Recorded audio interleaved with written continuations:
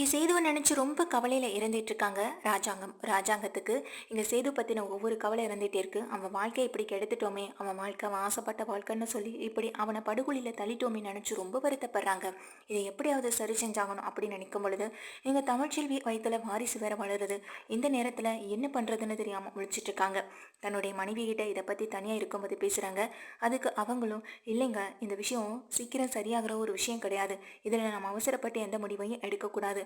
இதுக்கு காலம் மட்டும்தான் பதில் சொல்லணும். அதை விட்டுட்டு நம்ம எடுக்கிற ஒவ்வொரு முடிவும் அது தவறாக தான் போய் முடியும்னு சொல்ல, நீ சொல்றது எல்லாமே புரியுது, ஆனால் அதுக்கு காலம்தான் பதில் சொல்லணும்னா அதுக்கு இன்னும் எத்தனை காலம் என் பையன் கஷ்டப்பட்டுட்டு இருக்கணும்னு எனக்கு புரியலையேன்னு சொல்லி ரொம்ப ஃபீல் பண்றாங்க. அடுத்த நாள் ராஜாங்க அதே கவலையோட எங்க வாசல்ல வந்து உட்காந்துருக்கேன். அப்போ அங்க வர சாவித்திரி இங்க தன்னுடைய அண்ணன் ராஜாங்கத்திட்ட சொல்றாங்க, ஏன்னு ஆரம்பத்திலே நான் சொன்னதைப்படி நீங்க கேட்டிருந்தா இப்போ நம்ம குடும்பத்துக்கு இவ்வளவு பெரிய அவமானமும் வந்திருக்காது, நம்ம குடும்பமும் நல்லா இருந்திருக்கும்லன்னு சொல்ல எங்க சாவித்திரியை பாக்குறாங்க ராஜாங்க. உடனே அதுக்கு அவங்க தங்கச்சி சாவித்திரி சொல்றாங்க, ஆமாண்ணே, இங்க தாமரையை சேதுக்கு கல்யாணம் பண்ணி வச்சிருந்தா பிடிச்சதோ பிடிக்கலையோ, கஷ்டமோ துக்கமோ அது நம்ம கூட போயிருக்கும். போக போக அவங்க வாழ்க்கையை அவங்களுக்கு பிடிச்ச மாதிரி வாழ்ந்துட்டு போயிருப்பாங்க.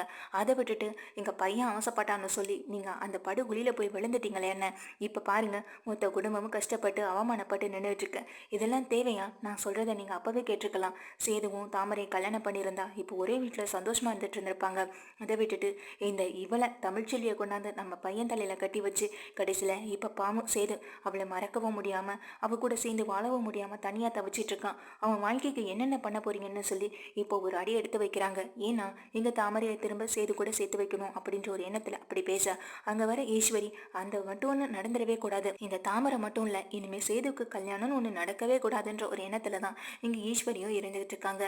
அது எப்படி சேதுவால எப்படி அதை மறக்க முடியும்? அது என்ன மறக்கிற மாதிரி அவ செஞ்சுட்டு போயிருக்கா அப்படின்னு சொல்ல, என்ன நீங்களும் அப்படி புரியாத மாதிரி பேசிட்டு இருக்கீங்கன்னு சொல்ல, நான் உண்மைதான் அத்தாச்சி சொல்றேன், அதுக்கு நேரம் காலம் எல்லாம் கொடுக்கணும்ல.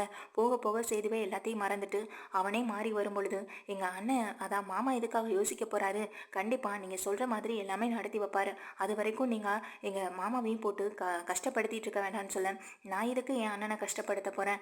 அண்ணனுக்கு இப்பவே அண்ணனுடைய காதலை போட்டு வைக்கிறேன். போக போக அந்த எண்ணம்லாம் மாறுனுச்சுன்னா கண்டிப்பா எங்க தாமரையை தான் கல்யாணம் பண்ணி வைக்கணுன்றதை இப்பவே சொல்றேன். திரும்பவும் வெளியில பொண்ணு எடுக்கிறேன்னு சொல்லி திரும்பவும் சேதுவோட வாழ்க்கையை கெடுத்துட வேண்டாம், அந்த ஒரு காரணத்துக்காக தான் சொல்றேன்னு சொல்லும் பொழுது, நீங்க சொல்றதெல்லாம் புரியுதா தாச்சி? இப்பதான் எங்க தமிழ்ச்செல்வி வயத்துல வாரிசு வளருதே, அது வளர்ந்து வெளியில வந்ததுன்னா அதுக்கப்புறம் அம்மா அப்பா கூட தானே இருக்கணும்னு ஆசைப்படும்னு சொல்ல, அது எப்படி?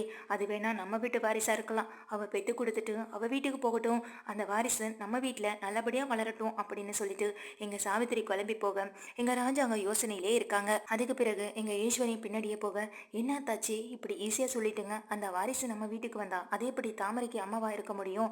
தாமரை அந்த குழந்தைக்கு எப்படி அம்மாவா இருக்க முடியும் அப்படின்னு சொல்லி கேட்க, நீங்க சொல்றதெல்லாம் சரிதான் அண்ணி, அதுக்கு என்ன பண்ண முடியும்னு சொல்லி கேட்க, அந்த வாரிசே இல்லாம பண்ணிட்டோம்னா அப்படின்னு சொல்லி இங்க ரெண்டு பேருமே எங்க தமிழ்ச்செல்வியோட கருவை கலைக்கிறதுக்கான ஒரு பிளானை பண்றாங்க. ஆனா எங்க தமிழ்ச்செல்வி தான் நிஜமாவே மாசமாவே இல்லையே, அது தமிழுக்குமே தெரியவே இல்லை. அவங்க அம்மா அப்பா பாட்டின்னு அவங்களுக்கு மட்டும்தான் அந்த விஷயம் தெரியும், இன்னொருத்தவங்க மறுத்து வச்சு. இதை தவிர வேற யாருக்கும் இந்த விஷயம் தெரியல. அதுக்கிடையில எங்க தமிழ் வந்து திடீர்னு மாசம் ஆனாங்கன்னா அதுவும் கூட நல்லா தான் இருக்கும். இப்போ அதுக்காக என்ன பண்றதுன்னு சாவித்திரியும் கேட்க, தாமரையும் ஈஸ்வரி கிட்ட ஐடியா கேட்க, அதுக்கு ஈஸ்வரி வந்துட்டு, அதுக்கு நான் இப்போ மருந்து ஏற்பாடு பண்ணியிருக்கேன், இப்போ என் பையன் அதை கொண்டு வந்துருவான்னு சொல்லி வெயிட் பண்ணிட்டு இருக்காங்க. மலர் தூரமா என்ன பார்த்துட்டு இருக்காங்க. இவங்க என்ன பத்தி பேசிட்டு இருக்காங்க, கண்டிப்பா தமிழுக்கு ஏதாவது கொடுமை செய்ய தான் காத்திருப்பாங்கன்னு மலருக்கு மட்டும் நல்லாவே தெரியுது. அப்பத்தா தான் இந்த குழந்தை நம்ம வீட்டுக்கு வந்து பிறக்கணுன்றதுல ரொம்பவே ஆர்வமா இருந்துட்டு இருக்காங்க. ஆனா இப்படிப்பட்ட ஒரு விஷயம் நடந்ததா தமிழ் இங்க வீட்டுக்குள்ள மட்டும் இல்ல, அந்த ஷெட்ல கூட மட்டும் இல்ல, கேட்டுக்கு வெளியில தான் அவன் நிக்க வேண்டி வரும் அப்படின்னு சொல்லிடுறாங்க. இதை கேட்டதும் எங்க மலரே ஆச்சரியப்பட்டு கேட்குறாங்க, என்னதான் அப்படி நடக்குது, எதை பத்தி பேசிக்கிட்டு இருக்காங்கன்னு புரியலேன்னு தான் இங்க மலர் ரொம்ப ஆச்சரியத்தோட கேட்டுக்கிட்டு இருக்கேன். அப்பதான் எங்க ஈஸ்வரியோட பையன் மலரோட ஹஸ்பண்ட் வந்துட்டு அந்த மருந்தை கொண்டு வந்து தன்னுடைய அம்மா கையில கொடுக்குறாங்க. என்ன மருந்து இதுன்னு தெரியாம தனியா முழிச்சிட்டு இருக்கேன், நான் சொல்ற மாதிரி செய்யணும்னு சொல்லி இந்த தாமரை கிட்ட நான் மருந்தை கொடுத்துட்டேன், அவ்வளவுதான், நான் இதை சரியா பண்ணிடுறேன்னு தன்னுடைய அத்தைகிட்ட சொல்லிட்டு அங்கிருந்த தாமரை வேகமா கிளம்பி கீழே போறாங்க. கீழே போறவங்க அங்க இங்க தமிழ் சமைச்சிட்டு இருக்க, தமிழ் தான் குடிக்கிறதுக்காக எடுத்து வச்சிருந்த அந்த காஃபில இங்க யாருக்கும் தெரியாம அந்த மருந்தையும் கலந்துடுறாங்க.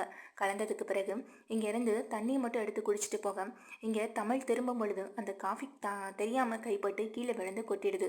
அப்படியே திரும்பி போன தாமரை, இவ்வளவு மருந்து வாங்கிட்டு வந்து எல்லாத்தையும் கலந்து வச்சா இப்படி மொத்தமா கொட்டிட்டாலே அப்படின்னு ரொம்ப ஆச்சரியத்துல ரொம்ப டென்ஷன்ல இங்கிருந்து மேலே போக, நம்ம பிளான் எல்லாமே சொதப்பிடுச்சு, என்ன நடந்துச்சுன்னே தெரியல, என் தமிழோட கைப்பட்டு அந்த காஃபி அப்படியே கொட்டிடுச்சு தானே சொல்லு.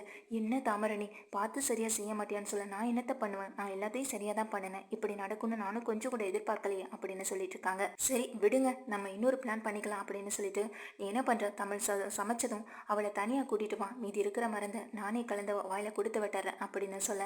இதை கேட்ட இங்க சாவித்திரியும் தாமரையும், இதை நம்ம நேரடியாக அவளுக்கு கொடுக்கும்போது இதனால இதை பத்தி மற்றவங்க கிட்ட இந்த விஷயத்த சொல்லிட மாட்டாளா அப்படின்னு சொல்லி கேட்குறாங்க. அவ எப்படி சொல்றான்றத நம்மளும் பார்க்க தானே போறோம். அவ கண்டிப்பா சொல்ல மாட்டா, ஏன்னா அவ குடும்பத்தோட மொத்த மான மரியாதை எல்லாமே நம்ம கையில தானே இருக்கு. அவ இப்படி சொல்ல முடியும், நம்ம என்ன அந்த மருந்தை வேணும்னே அவ வாயில கம்பல் பண்ணியா ஊத்த போறோம், அவ கையில கொடுக்க போறோம், அவ குடிக்க போறா, அதுதான் நடக்க போகுது, நீ கூட்டிட்டு வா அப்படின்னு சொல்றாங்க. இங்க தாமரையும் வேற வழி இல்லாம இங்க தமிழ்ச்செல்வியை போய் கூட்டிட்டு வராங்க. கூட்டிட்டு வந்த கையோட இங்க ஈஸ்வரி தன்னுடைய கையில கொஞ்சம் கஷாயத்துல கொஞ்சம் மருந்து கலந்து வச்சிட்டு இருக்காங்க. இங்க வர தமிழ்ச்செல்வி, என்னம்மா என்னம்மா என்னம்மா விஷயம்னு சொல்லி கேட்குறாங்க. யோ, மேடம்க்கு விஷயம்னு ஏதாவது இருந்தாதான் வந்து பார்ப்பீங்களோ, அப்படி இல்லைன்னா நாங்கள் கூப்பிட்டா வந்து நிற்க மாட்டீங்களோ, நீ இந்த வீட்டு வேலைக்காரி, அதுக்கான வேலையை மட்டும் பாரு அப்படின்னு சொல்லிட்டு, இந்த கஷாயம் குடி, இதை முதல்ல குடி அப்படின்னு சொல்கிறாங்க. கஷாயமா, என்ன கஷாயம் அப்படின்னு கேட்கும்போது, நீ தான் காலையில் எப்போதும் அதான் அத்தை உனக்காக கஷாயம் எடுத்து கொடுப்பாங்கல்ல, உன் வயிற்றில் வளர்கிற குழந்தை, அதான் இந்த வீட்டு வாரிசு நல்லபடியாக பிறக்கணுன்றதுல அவங்க ரொம்ப ஆர்வமாக இருந்துட்டு இருக்காங்க, அதனால தான் இதை முதல்ல குடிக்க சொன்னாங்கன்னு சொல்ல. அதான் நான் காலையிலேயும் குடிச்சிட்டேனே அப்படின்னு சொல்கிறாங்க. இப்போ கொடுத்தா குடிக்க மாட்டியா, இதுவும் அத்தை தான் கொடுக்க சொன்னாங்க, அவங்க போய் முடியலன்னு படுத்திருக்காங்க, இந்த நேரம் அவங்களை கூப்பிட்டு வந்தெல்லாம் உன்னிட்ட கொடுக்க சொல்ல முடியாது, இதை முதல்ல குடிச்சிட்டு அதுக்கப்புறம் வேற வேலை இருந்தால் போய் பாரு அப்படின்னு சொல்லிட்டு இருக்காங்க. அது இல்லை அப்படின்னு எடுத்துட்டு இருக்கப்போ, இங்கே வலுக்கட்டாமல் கையில் கொடுத்து குடி, எங்கள் கண்ணு முன்னாடியே குடிச்சிட்டு போகிறேன் அப்படின்னு சொல்கிறாங்க. அது இல்லை எனக்கு வேண்டாம் அப்படின்னு சொல்லி இங்கே தடுத்துக்கிட்டே இருக்க. நான் தான் வேண்டான்னு சொல்கிறேன்ல விடுங்கன்னு சொல்லும்பொழுது அந்த பாத்திரம் கீழே விழுந்து கொட்டிடுது. என்னடி என்ன நினச்சிட்டு இருக்கேன்னு இங்கே ஈஸ்வரி அடிக்க கைவங்க கையை இருக்க பற்றிக்கிறாங்க.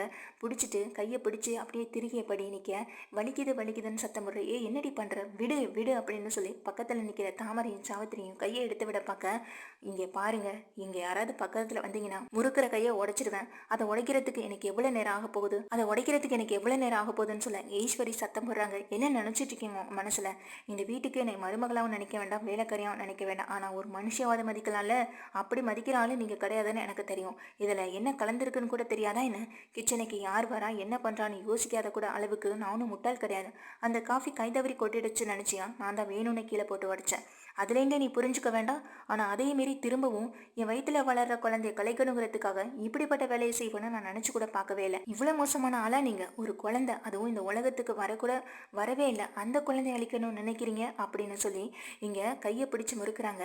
இப்போ நீங்கள் வாலண்டரியாக கூப்பிட்டு எனக்கு நீங்கள் இந்த இதை கொடுக்கும் பொழுதே நல்லாவே தெரியும் இதுலையும் மருந்து தான் கலந்துருப்பீங்கன்னு, ஏன்னா என் மேலே உங்களுக்கு எந்த அக்கறையும் இல்லை, அப்படி இருக்கப்போ என் குழந்தை மேலே மட்டும் என்ன அக்கறை உங்களுக்கு வந்துட போகுது, நீங்கள் இப்படியெல்லாம் செய்யும் போதே எனக்கு தெரியலையா என்ன, இல்லை நீங்கள் இப்படியெல்லாம் செய்யும்போது எனக்கு தெரியாதா என்ன அப்படின்னு தமிழ் கேட்க, இங்கே எதுவுமே பேச முடியாமல் விடுன்னு சத்தம் போட்டுகிட்டே இருக்காங்க. திடீர்னு கையை பிடிச்சி அப்படியே முறுக்கி விட்டபடி விட அவங்க கையால் அவங்க கையை வந்து திருப்பவே முடியலை, அவ்வளோ வலி வலிக்குது.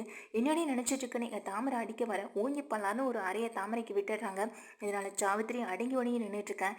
என்ன இங்கே சத்தம் அப்படின்னு சொல்லி அங்கே உள்ளே படுத்திருந்த அப்போ தான் வெளியில் கிளம்பி வரேன். எதுவுமே நடக்காத மாதிரி 3 பேரை நிற்க, இங்கே அப்போ தான் தமிழ்ச்செல்வி நடந்த விஷயங்கள் எல்லாத்தையுமே சொல்ல, என்னடி சொல்கிறேன்னு எங்கள் தமிழ் கேட்க, ஆமாம் பாட்டி, நீங்கள் கொடுத்தீங்களா, எனக்கு இப்போ கஷாயம் குடிக்க சொல்லி கொடுத்தீங்களான்னு கேட்க, நான் எதுவும் கொடுக்கலையடி அப்படிங்கிறாங்க. இவ பொய் சொல்கிறா அப்பத்தா, இவ பொய் சொல்கிறத நம்பாதீங்க, இப்படி தான் எங்களை ஏதாவது பிரச்சனையில் சிக்கி வைக்கணுன்றதுக்கே இந்த வீட்டுக்குள்ளே வந்திருப்பா போலன்னு சொல்ல, இங்கே என்ன நடந்துச்சுன்னு முதல்ல சொல்லு தமிழ் அப்படின்னு எங்கள் அப்பத்தா கேட்க, அப்பத்தா கிட்ட நடந்த விஷயத்த சொல்கிறாங்க. இந்த வீட்டில் என்னை பிடிக்கலனாலும் பரவாயில்ல, எதுக்காக என் குழந்தை அழிக்கணும்னு முடிவு பண்ணி இதில் மருந்து கலந்துருக்காங்க அப்படின்னு சொல்ல, நாங்கள் மருந்து கலந்ததை நீ பாத்தியா அப்படின்னு சொல்லி கேட்கும்போது அப்போ தான் மலர் வெளியில் வராங்க.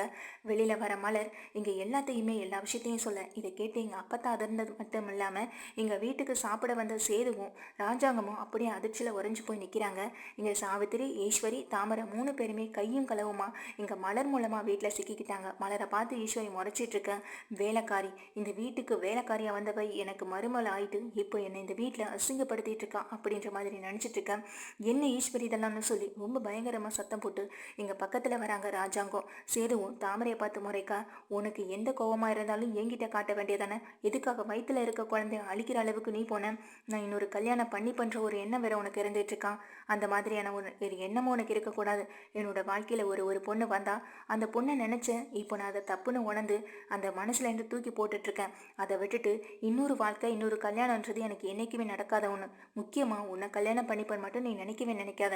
அது ஜென்மத்துக்கும் நடக்க போறதில்ல. அதனாலதான் அப்பா என்னைய பத்தி தெரிஞ்சுக்கிட்டதுனாலதான் உனக்கு எந்த வாக்குமே கொடுக்காம இருக்காங்க. அதை முதல்ல தெரிஞ்சுக்கோங்கன்னு சொல்லி தன்னுடைய அத்தை சாவித்திரியையும் இங்க தன்னுடைய அத்தை பொண்ணு தாமரையும் பயங்கரமா திட்டுறாங்க. செய்து திட்டிட்டு இங்க தமிழை பார்க்க தமிழ் அழுதுட்டு இருக்காங்க. கூடவே அப்பத்தாவும் இங்க பாருடா எப்படிப்பட்ட வேலையை செய்ய பார்த்துட்டாளுங்க பாருங்கடா அப்படின்னு சொல்லி இங்க கையும் களவுமா சிக்கின ஈஸ்வரி, தாமரை, அதுக்கப்புறம் தாமரையோட அம்மா சாவித்திரி 3 பேரையும் விடவே இல்லை. இவங்களுக்கு என்ன தண்டனை கொடுக்கறது? தண்டனைனா எல்லாருக்கும் கொடுத்து தானே ஆகணும். இப்போ தமிழ் செஞ்ச தப்புக்காக அவளுக்கு தண்டனைன்னு சொல்லி கார் செட்டில் தங்க வச்சிருக்கீங்க. இப்போ இவளுங்க 3 பேருக்கும் என்ன தண்டனை கொடுக்கறது அப்படின்னு சொல்லி எங்கள் அப்பா பயங்கரமாக கோவப்பட அதுக்கு ராஜாங்க சொல்கிறாங்க, 3 பேரும் இன்னைக்கு முழுக்க சாப்பிடவும் கூடாது, பச்சை தண்ணி கூட படக்கூடாது. 3 பேரும் இந்த வெளியில் இந்த தரையில் தான் படுக்கணும் அப்படின்னு சொல்லிட்டு போக இதை கேட்ட இங்கே 3 பேரும் அதிர்ந்து போய் நிற்கிறாங்க. என்ன மாமா நீங்கன்னு சொல்ல, போதும் இதுக்கப்புறம் யாரும் எதுவும் பேச வேண்டாம்.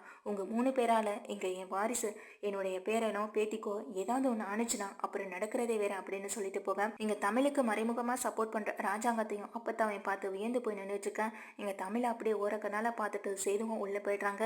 தமிழ் அப்படியே கண்கலங்கியபடி இங்கே உள்ளே போக இதை பார்த்து 3 பேரும் முறைச்சிட்டே இருக்காங்க. உள்ளே போகிற தமிழ் தன்னோட வேலையை முடிச்சுட்டு வெளியில் வர வரையும் அவங்க எதுவுமே சாப்பிடாம இங்கே ஹாலில் உட்காந்துருக்கேன். இதை பார்த்த தமிழ் 3 பேரும் எச்சரிக்கிறதுக்காக போகிறாங்க. இங்கே பாருங்க, திரும்ப இன்னொரு தடவை என்னுடைய விஷயத்தில் நீங்கள் தலையிட்டீங்கன்னா நடக்கிறதே வேற. அதுக்கப்புறம் நான் உங்களை சும்மா விட மாட்டேன். இன்னைக்கு உங்கள் கையை முறிச்ச மாதிரி நாளைக்கு உடைக்க கூட என்னால் முடியும் அப்படின்னு சொல்லிட்டு போக இதை பார்த்து அதிர்ந்து போய் இருக்காங்க ஈஸ்வரி.